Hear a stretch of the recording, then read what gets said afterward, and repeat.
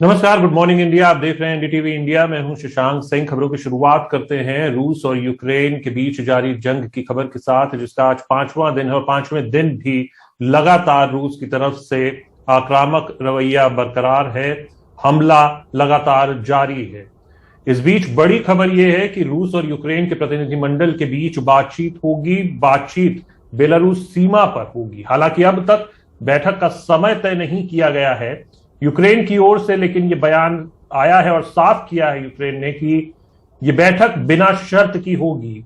1 inch जमीन भी Ukraine अपनी नहीं देगा। इस बीच यह भी खबर है कि राष्ट्रपति व्लादिमीर पुतिन ने, रूस के राष्ट्रपति, उन्होंने पश्चिमी देशों के रुख को देखते हुए अपने परमाणु हथियारों को तैयार स्थिति में रखने का आदेश दिया है, अपने परमाणु प्रतिरोधी बलों को। पुतिन के इस कदम से सभी देशों की चिंताएं बढ़ गई हैं।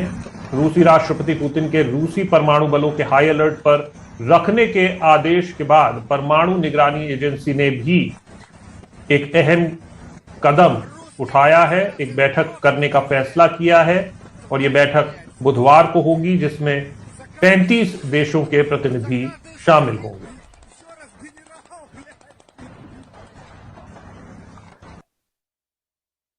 Уважаемые коллеги, вы видите, что западные страны предпринимают не только недружественные действия в отношении нашей страны в экономической сфере, я имею в виду нелегитимные санкции, о которых все хорошо знают, но высшие должностные лица ведущих стран НАТО допускают и агрессивные высказывания в адрес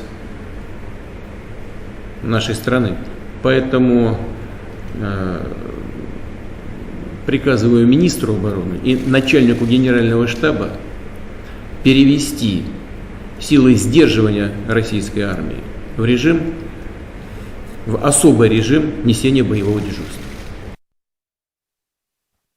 हमारे साथ इस पर ज्यादा जानकारी के साथ हमारी सहयोगी कादम्बिनी शर्मा जुड़ रही हैं। कादम्बिनी, 2-3 बातें हैं जो अभी निकलकर सामने आ रही हैं। एक जो अच्छी बात है वो ये कि भले ही बेलारूस के बॉर्डर पर, लेकिन दोनों देशों के जो प्रतिनिधि हैं उनके बीच में बातचीत होगी, रूस और यूक्रेन। तो ये एक अच्छी खबर है। हालांकि इसका क्या नतीजा होगा वो आगे आने वाले समय में देखना होगा। लेकिन इस बीच 2 बातें, और उसको आप समझाने की कोशिश कीजिएगा कि यूएन न्यूक वॉचडॉग जो है उसके 35 सदस्यों के बीच में बैठक होने वाली है बुधवार को। और फिर रूस के जो राष्ट्रपति हैं व्लादिमीर पुतिन, वो अपने परमाणु प्रतिरोधी बलों को कहते हैं कि आप हाई अलर्ट पर हो जाइए। इसके क्या मायने निकाले जाए? ये सिर्फ एक दबाव की राजनीति है या कुछ और?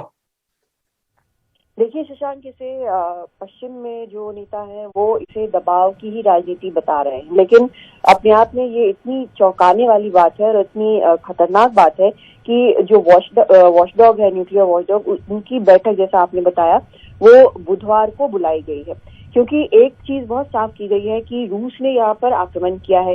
यूक्रेन जो है वो नॉन न्यूक्लियर देश है। अमेरिका की तरफ से ये भी साफ किया गया कि नेटो जो है वो किसी भी प्रकार से हमला करने नहीं जा रहा है या फिर यूक्रेन में वो नहीं है। इसके बावजूद जब प्रेसिडेंट पुतिन ने इस तरह का एक कदम उठाया है तो ये बहुत चिंताजनक बात है। तो ये यहाँ पर वैसे दोनों बातें की जा रही है कि चिंता की बात है, लेकिन इसमें यह भी है कि ये दबाव की राजनीति हो सकती है। और अगर इस तरह से होता है तो इसका ये मतलब है, अमेरिका की तरफ से ये भी कहा गया कि क्या ये युद्ध की बात है। तो ये सभी बातें लगातार एक साथ चल रही हैं। लेकिन इस बीच जो प्रतिबंध लगे हैं निश्चित तौर पर रूस पर, उससे रूस के लिए मुश्किलें खड़ी हो रही हैं और कहीं ना कहीं पुतिन को ये लग रहा होगा कि किस तरह से सभी एक साथ उनके खिलाफ खड़े हो गए। कल रात तक हमने जो देखा किस तरह से एक के बाद एक एयर स्पेस बंद हो रहे हैं रूस के हवाई जहाज के लिए, कैसे वर्ल्ड बैंकिंग सिस्टम में रूस के कई बैंकों को बाहर कर दिया गया है, जिसके कारण उनकी लेन देन जो है वो काफी ज्यादा प्रभावित होगी। हमने देखा है किस तरह से प्रेसिडेंट पुतिन और जो बाकी नेता है उनके ऊपर बैन्स लगे हैं। जो वहाँ के बिलियनियर्स हैं, उनके ऊपर बैन लगे हैं। यहाँ तक कि खुद वहाँ के 2 बिलियनर अब तक सामने आ चुके हैं रूस के, और उन्होंने यूक्रेन पे हमले की निंदा की है। तो ये सभी चीजें एक साथ चल रही हैं और निश्चित तौर पर दबाव रूस पर होगा, लेकिन क्या वो कदम पीछे हटाएंगे ये बहुत कहना मुश्किल है, क्योंकि अभी तक उनके रुख से ये नहीं लग रहा है। हालांकि बातचीत को उन्होंने भेजा, कहा गया कि कोई कंडीशन नहीं है, लेकिन तब भी जो बयान कल रात आया प्रेसिडेंट जेलेंस्की का, वहां पर यूक्रेन के प्रेसिडेंट का, उन्होंने कहा कि हम बातचीत के लिए जा रहे हैं, हम तैयार हैं बातचीत के लिए, सीमा पर बातचीत होगी, लेकिन बहुत ज्यादा उम्मीद हम नहीं लगा रहे इस बातचीत से। बिल्कुल कादम्बिनी, 2 बातें और इसमें जानने की जरूरत है, वो ये कि हम यूक्रेन के बारे में थोड़ा सा बता भी दें और जान भी लें। और चेर्नोबिल पावर प्लांट का जो लीकेज हुआ था, ये 1986 की बात है। यूक्रेन उन देशों में से था जो शायद, अगर मैं गलत हूं तो मुझे करेक्ट भी कीजिएगा कादम्बिनी, जो शायद तीसरा देश था जिसके पास वो न्यूक्लियर पावर थी। लेकिन उसके बाद अग्रीमेंट होता है, वो अपने हथियारों को नष्ट कर देता है, उसको चेर्नोबिल पावर प्लांट को भी सुरक्षा कवच से ढक दिया जाता है, जो लीकेज हुआ उसका भी नुकसान हुआ। ऐसे में जब मदद की बात है तो क्या उसको सही मदद मिल रही है? मैं जानता हूं कि बहुत से प्रतिबंध लगा दिए गए हैं, मदद जर्मनी की तरफ से दी जा रही है, एंटी टैंक हथियार दिए गए हैं, मिसाइल्स दिए गए हैं, उधर $3.5 मिलियन यूएस दे रहा है। लेकिन इससे अगर कोई देश, रूस जैसा देश हमला कर देता है तो फिर इन सब से क्या मदद मिलेगी?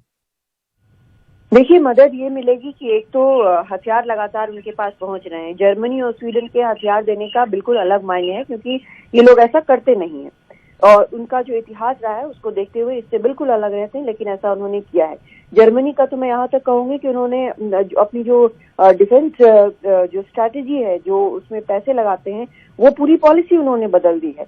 तो अब इस तरह की मदद जब मिल रही है, लगातार वहां से अगल बगल के देशों से जो सपोर्ट कर रहे हैं यूक्रेन को, वहां पर हथियार पहुंच रहे हैं। जो हथियार एड के तौर पर नहीं दे रहे और उनके लिए बाकी जो पैसे मुकर्रर किए गए हैं अमेरिका या बाकियों की तरफ से, उनसे वो पे किए जाएंगे। लेकिन यहाँ पर एक फैक्टर जो मैं बार बार कह रही हूँ शशांक, वो ये है कि जमीन पर लड़ यूक्रेनियन ही रहे हैं, वो उन्होंने ही हथियार उठाया है। जो फ्रंट लाइन पर है उनमें सिर्फ सैनिक नहीं है, उनमें टीचर भी हैं, हिस्टोरियन भी हैं, संगीतकार भी हैं। तो ये एक बिल्कुल अलग किस्म की लड़ाई हो गई है, जहां पर एक एक यूक्रेनियन, जो कि ये भी माना जाता है कि काफी डिवाइडेड है, क्योंकि उनमें से कई जो है वो रशियन बोलने वाले लोग हैं, अलग अलग डायलेक्ट रशियन बोलते हैं, और उनकी सहानुभूति रूस के साथ है।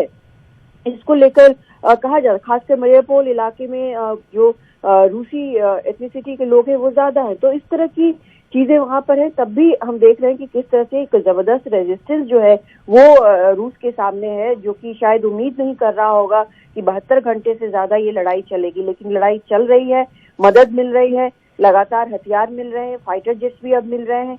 तो ये एक स्थिति ऐसी बनी हुई है जहां पर दोनों ही पक्ष जो हैं वो लूज कर रहे हैं। 4000 से ज्यादा रूसी सैनिक मारे गए हैं, ये दावा है यूक्रेन की तरफ से। लेकिन यूक्रेन में भी हमने देखा है कि सिविलियंस के भी मारे जाने की खबर है, बच्चों के मारे जाने की खबर है, कम से कम 12 से 13 बच्चों के मारे जाने की खबर वहां पर आ रही है। तो ये अपने आप में एक बेहद दुखद स्थिति है। लेकिन अगर शशांक, इसमें एक फैक्टर और हमें देखना होगा, वो भारतीयों का फैक्टर है, जो कि हमने फिर देखा है कि यूएनजीओ की जो बैठक हुई है उसमें भारत ने एब्सटेन किया है, और उसमें ये बताया है कि हमने क्यों एब्सटेन किया है, वोट नहीं दिया है यहाँ पर। वो इसलिए ताकि भारत का कहना है कि हम चिंतित हैं, बहुत ज्यादा चिंतित हैं कि यहाँ पर बातचीत होनी चाहिए, तुरंत ये जो लड़ाई है वो रुकनी चाहिए। जो हालात बने हुए हैं बॉर्डर्स पे बहुत कॉम्प्लेक्स हैं, उसके कारण हमारे लोग निकल नहीं पा रहे, छात्र हैं।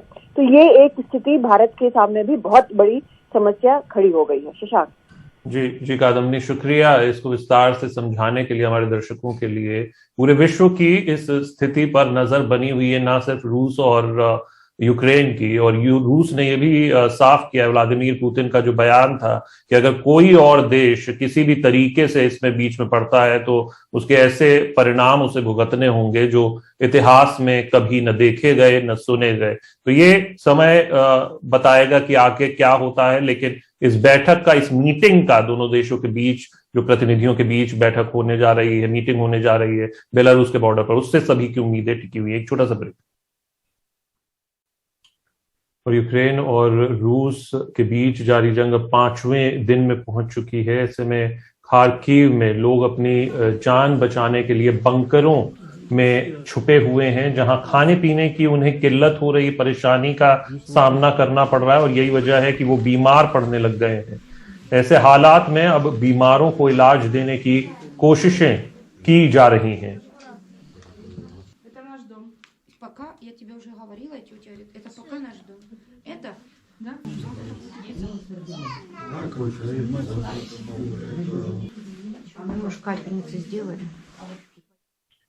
तो यूक्रेन और रूस के बीच जारी जंग में शहयानी बॉर्डर पर काफी छात्र फंस गए हैं और अब वो वहां से खुद को निकाले जाने की गुहार लगा रहे हैं। ऐसे में एक भारतीय छात्रा ने अपनी ऑडियो क्लिप भेजकर हालात को बयां किया है। देखिए।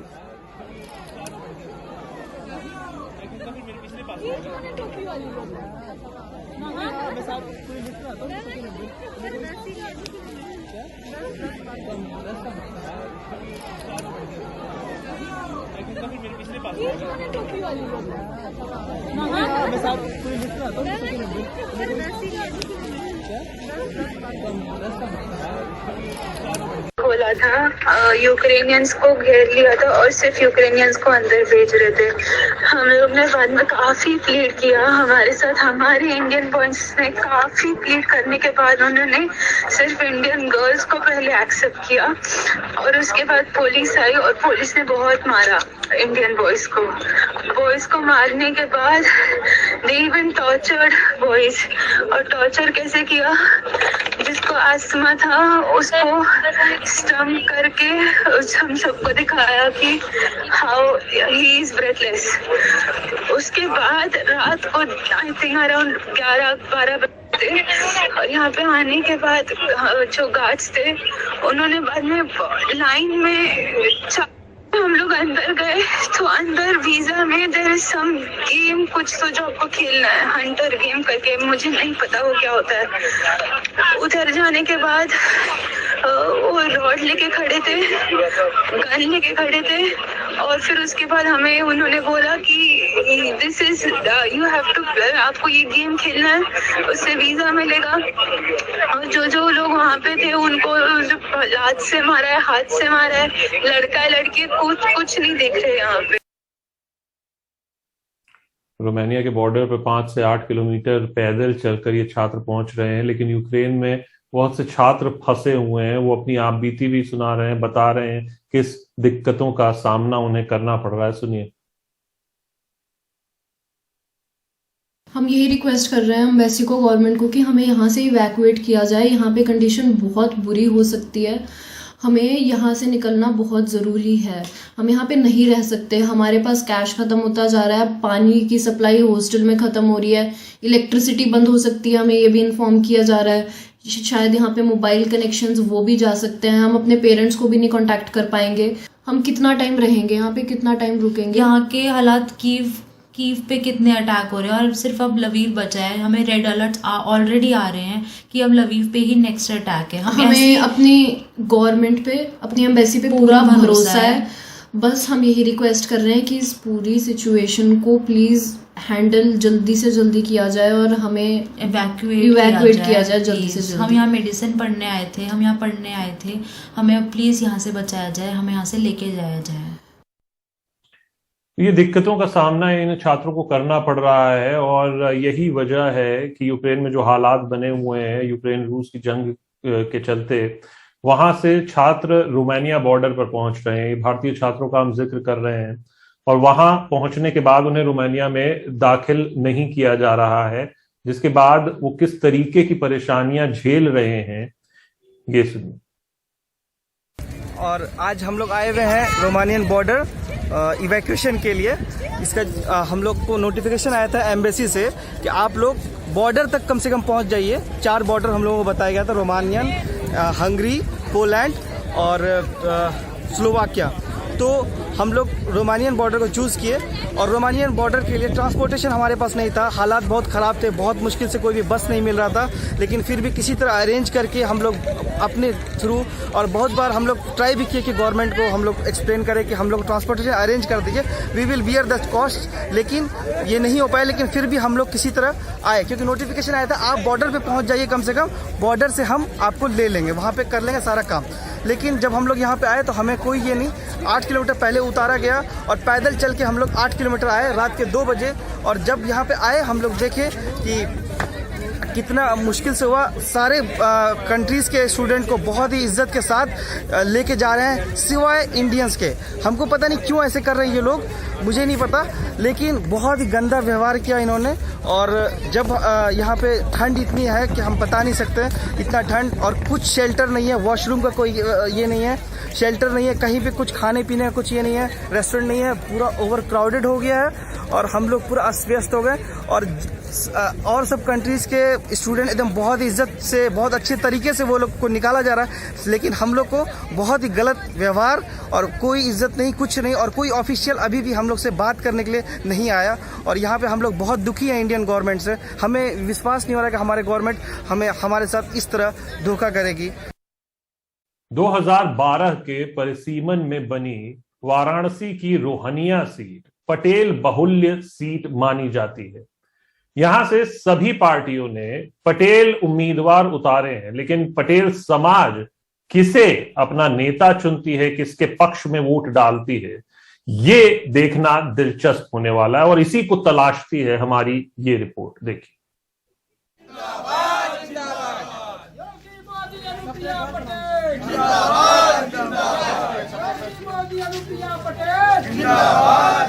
2012 के परिसीमन के बाद कैंट विधानसभा के कई क्षेत्रों को काटकर रोहनिया विधानसभा बनी। इस सीट पर 2017 में भाजपा जीती थी। इस बार भाजपा और अपना दल एस गठबंधन के डॉक्टर सुनील पटेल चुनाव लड़ रहे हैं। उन्हें योगी और मोदी की विकास योजनाओं पर भरोसा है और इस बात का भी कि इस विधानसभा से पटेल बिरादरी शुरू से अनुप्रिया पटेल का साथ दे रही है, लिहाजा इस बार भी ऐसा ही होगा। पटेल समाज हमेशा बहन अनुप्रिया पटेल जी के नेतृत्व में खड़ा रहा है और संघर्ष कर रहा है, और हम ये नहीं मानते कि कमेरावादी के साथ पटेल समाज है। एक तरफा पूरा पटेल समाज बहन अनुप्रिया पटेल जी के नेतृत्व में काम कर रहा है, उनका आगे बढ़ रहा है। समाजवादी पार्टी का अपना दल कमेरावादी से गठबंधन है और उनके उम्मीदवार हैं अभय पटेल। इस सीट से 2021 में हुए पहले चुनाव में अपना दल की अनुप्रिया पटेल जीती थी। 2014 के लोकसभा चुनाव में भाजपा अपना दल का गठबंधन हुआ और अनुप्रिया पटेल मिर्जापुर से सांसद चुनी गई। 2014 में उपचुनाव हुए, इस उपचुनाव में सपा जीती। 2017 में यह सीट भाजपा की झोली में आई। इस बार सपा गठबंधन के प्रत्याशी अपना दावा ठोक रहे हैं। पटेल सभी लोगों ने उतारा है, ये कोई बड़ी बात नहीं है। पटेल की संख्या भारी है और सभी लोगों ने अपना अपना जो दांव है वो लगाया है। लेकिन आपको बता दें, राजमाता माननीय कृष्णा पटेल जी माता हैं, और तो लोग बाहर कुछ भी हैं तो उनसे हैं। अब माता का दर्जा सदैव सर्वोपरि होता है। और मैं आपको बताना चाहता हूं कि रोहनिया विधानसभा माता जी के आशीर्वाद से सब कुछ करने के लिए तैयार हैं और रोहनिया विधानसभा में माननीय माता जी के आदेश पर, माता जी के निर्देश पर अभय पटेल को विधायक बनाने के लिए सभी पटेलों ने अपना एक मन बना लिया। कांग्रेस पार्टी राहुल गांधी जिंदाबाद जिंदाबाद। इस सीट पर तकरीबन 4 लाख मतदाता हैं। 1.25 लाख पटेल, 40-40 हजार दलित और भूमिहार, तो राजभर यादव, ब्राह्मण और मुस्लिम 30-30 हजार के आसपास हैं। मौर्य लगभग 15,000। इसके अलावा बिंद, लोहार, प्रजापति, विश्वकर्मा, मुसहर जैसी जातियां मिलाकर लगभग 1 लाख के करीब हैं। कांग्रेस के पटेल कहते हैं कि उनकी पार्टी सभी जातियों को लेकर चलती है, लिहाजा पटेल के अलावा दूसरी जातियां उन्हीं को वोट देंगे। इस बार किसी का लहर नहीं है। इस बार यहाँ रमनिया विधानसभा में व्यक्ति और व्यक्तित्व का चुनाव है। देखिए, पटेल बाहुल क्षेत्र है और हम भी जात के पटेल हैं, मगर हम पटेल के जाति के हैं, मगर हम ऐसी पार्टी से हैं जिस पार्टी में जाति और धर्म का कोई मतलब, मजहब का कोई मतलब है नहीं। सारे जाति, समस्त वर्ग के लोग और हर लोग मेरे साथ हैं। रोहनिया के लेबर चौक पर भाजपा के प्रचार की गाड़ी लगी है। मजदूर अपनी दिहाड़ी के लिए यहाँ इंतजार कर रहे हैं। हम लोग पढ़ते भी है, रोजगारी यही है। यहाँ हमारी मुलाकात चंदन शर्मा से हुई, जो हाई स्कूल की पढ़ाई कर रहे हैं। घर की माली हालत ठीक नहीं है, लिहाजा मजदूरी करते हैं। इनके लिए मुद्दा जाति नहीं बल्कि रोजगार है। सर अब क्या बताएं, ये रोजगारी चले, काम धाम नहीं मिल रहा है सर। यही सर, गरीब लोग मर रहे हैं सर। हम लोग रोजगारी पढ़ लिख के हम क्या कर रहे हैं बताइए सर। हम लोग पढ़ते भी है, रोजगारी यही है सर। लेकिन राजनीतिक दलों के लिए बेरोजगारी, महंगाई जैसे मुद्दे पर टिकट का बंटवारा नहीं होता।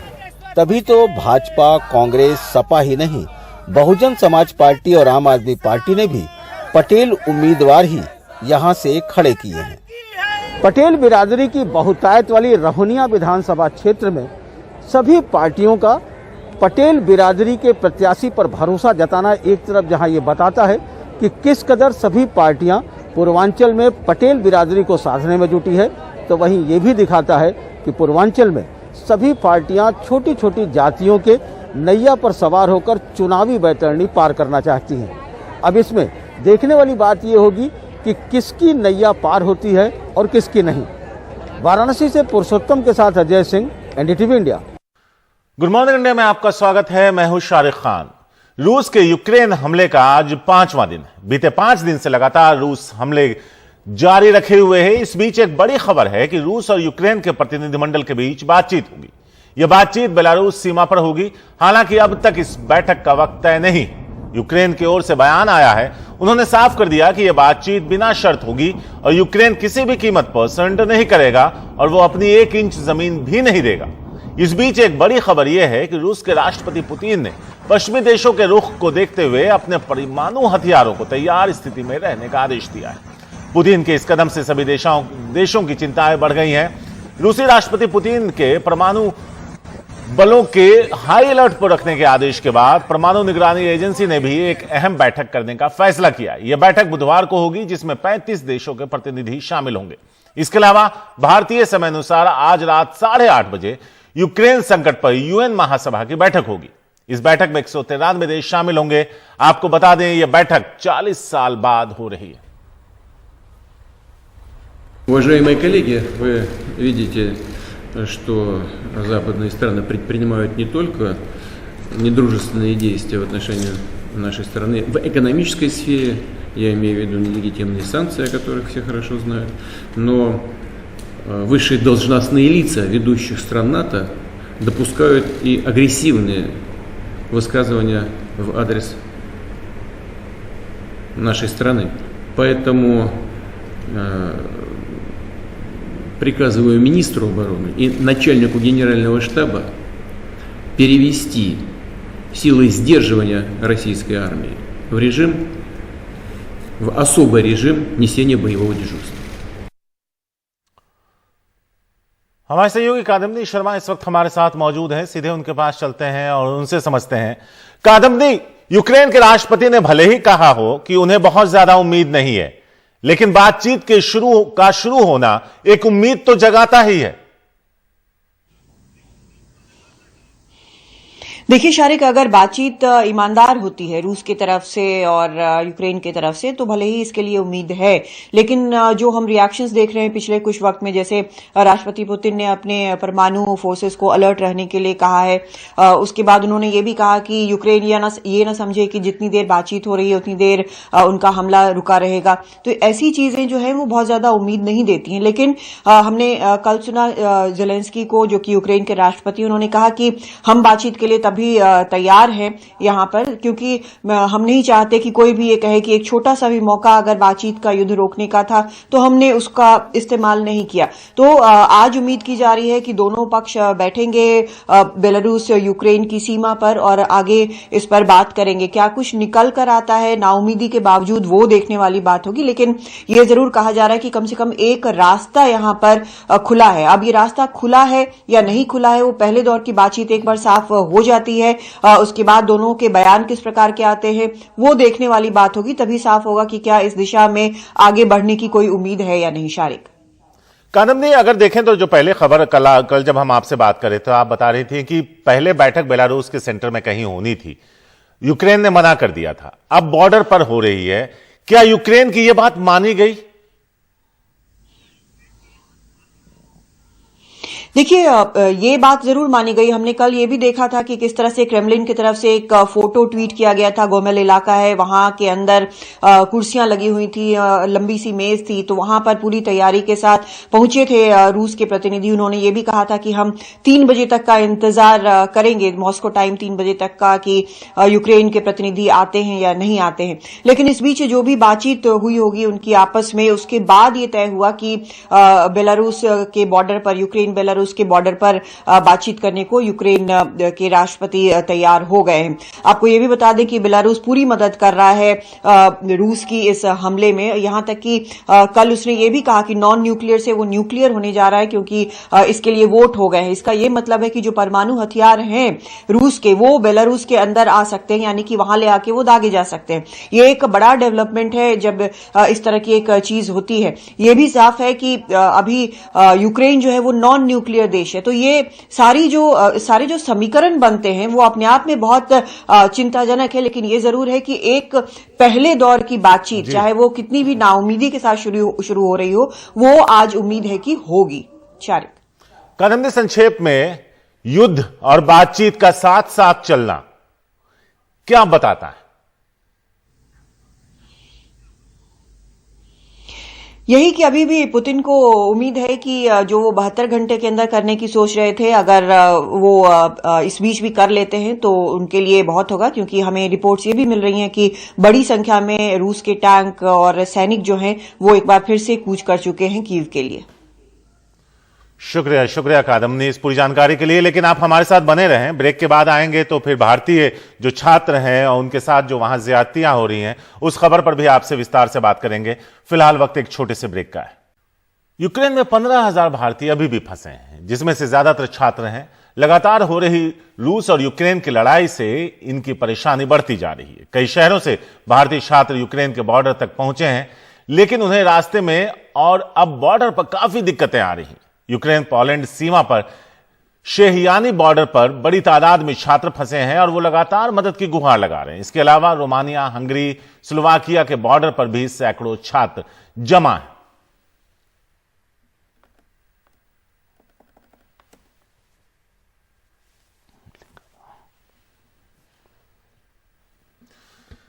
रोमानिया की सीमा तक किसी तरह बड़ी संख्या में छात्र पहुंचे, लेकिन इन्हें अभी भी रोमानिया की सीमा पर दाखिला नहीं मिला है। अपनी परेशानी वहां के छात्र अपने लफ्जों में बयां कर रहे हैं। एक पूरी रिपोर्ट। और आज हम लोग आए हुए हैं रोमानियन बॉर्डर इवैक्यूएशन के लिए। इसका हम लोग को नोटिफिकेशन आया था एम्बेसी से कि आप लोग बॉर्डर तक कम से कम पहुंच जाइए। 4 बॉर्डर हम लोगों को बताया गया था, रोमानियन, हंगरी, पोलैंड और स्लोवाकिया।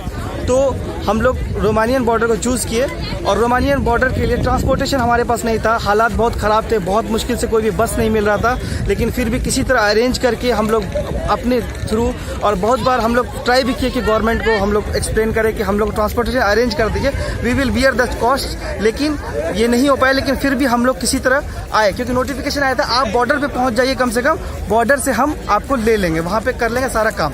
लेकिन जब हम लोग यहाँ पे आए तो हमें कोई ये नहीं, 8 किलोमीटर पहले उतारा गया और पैदल चल के हम लोग 8 किलोमीटर आए रात के 2 बजे। और जब यहाँ पे आए हम लोग देखे कि कितना मुश्किल से हुआ। सारे कंट्रीज के स्टूडेंट को बहुत ही इज्जत के साथ लेके जा रहे हैं, सिवाय इंडियंस के। हमको पता नहीं क्यों ऐसे कर रहे हैं ये लोग, मुझे नहीं पता, लेकिन बहुत ही गंदा व्यवहार किया इन्होंने।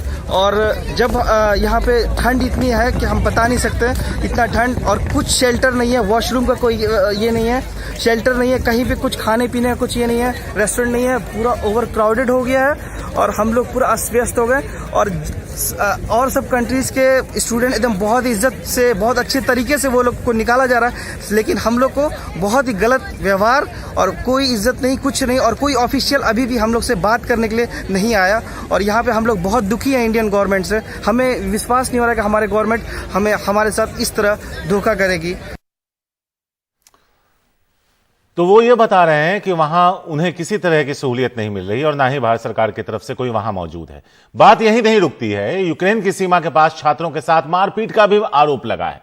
यूक्रेन के सुरक्षा बलों ने उन पर हाथ उठाया। ये तस्वीर आप देखिए, एक छात्र को एक सुरक्षा बल का जवान लातों से धक्का मारता हुआ नजर आ रहा है। और ये तस्वीर सामने आई है, लेकिन कुछ छात्र और छात्राओं ने अपनी आपबीती ऑडियो क्लिप वहां से हमारे साथ शेयर की, जो हम अभी आपको दिखाएंगे। लेकिन इन तस्वीरों को ध्यान से देखिए, एक सुरक्षा बल वहां पर लात चलाता हुआ नजर आ रहा है। यूक्रेन के शेहयानी बॉर्डर से भारतीय छात्रा ने अपनी ऑडियो क्लिप भेजकर हालात को बयां किया, जिसका जिक्र अभी हम कर रहे थे कि किस तरह से उसके साथ वहां पर यूक्रेन के जवान पेश आ रहे हैं। सुनिए। बोला था, यूक्रेनियंस को घेर लिया था और सिर्फ यूक्रेनियंस को अंदर भेज रहे थे। हम लोग ने बाद में काफी प्लीड किया हमारे साथ, हमारे इंडियन बॉयज ने काफी प्लीड करने के बाद उन्होंने सिर्फ इंडियन गर्ल्स को पहले एक्सेप्ट किया और उसके बाद पुलिस आई और पुलिस ने बहुत मारा इंडियन बॉयज को मारने के बाद दे इवन टॉर्चर्ड बॉयज। और टॉर्चर कैसे किया, जिसको आस्थमा था उसको स्टम करके हम सबको दिखाया कि हाउ ही इज ब्रेथलेस। उसके बाद रात को आई थिंक अराउंड 11-12 बजे और यहाँ पे आने के बाद जो गार्ड्स थे उन्होंने बाद में लाइन में हम लोग अंदर गए तो अंदर वीजा में देयर इज सम गेम, कुछ तो जो आपको खेलना है, हंटर गेम करके, मुझे नहीं पता वो क्या होता है। उधर जाने के बाद वो रॉड लेके खड़े थे, गन लेके खड़े थे और फिर उसके बाद हमें उन्होंने बोला कि this is you have to, आपको ये गेम खेलना है, उससे वीजा मिलेगा। और जो लोग वहाँ पे थे उनको लात से मारा है, हाथ से मारा है, लड़का लड़की कुछ नहीं देख रहे यहाँ पे। यूक्रेन के बॉर्डर इलाके में भारतीय छात्रों की पिटाई की खबर के बाद अब लगता है भारतीय सरकार ने कुछ तत्परता दिखाई है। यूक्रेन सरकार की तरफ से ऐलान किया गया है कि भारतीय छात्रों को देश से बाहर निकालने के लिए शेहयानी पर 10 स्पेशल बसों का इंतजाम किया गया है, जो उन्हें पोलैंड बॉर्डर तक पहुंचाएंगे और यह सेवा तब तक जारी रहेगी जब तक सभी लोगों को निकाल नहीं लिया जाता। इन बसों का इंतजाम सरकारी खर्चे पर किया गया है। शेहयानी बॉर्डर पर भारतीय एम्बेसी की तरफ से अपने लोगों के लिए टेंट और खाने पीने के इंतजाम का भी दावा किया गया है। जो भारतीय छात्र और नागरिक मुश्किलों का सामना करते हुए पोलैंड सीमा में दाखिल हो गए, उनके लिए भारतीय दूतावास की तरफ से स्पेशल इंतजाम करने का दावा है। अभी यहां से उनको देश भेजा जा रहा है।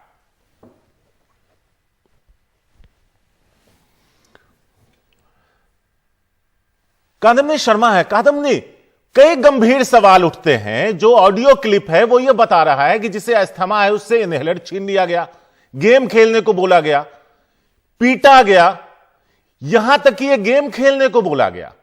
जो बाकी छात्र हैं वो कह रहे हैं कि उनसे एम्बेसी वालों ने कहा कि आप बॉर्डर तक आ जाइए, हम आपका इंतजाम करते हैं। वहां कोई मौजूद नहीं है। उनका कहना है दूसरे छात्रों को उनके देश वाले इज्जत के साथ ले जा रहे हैं।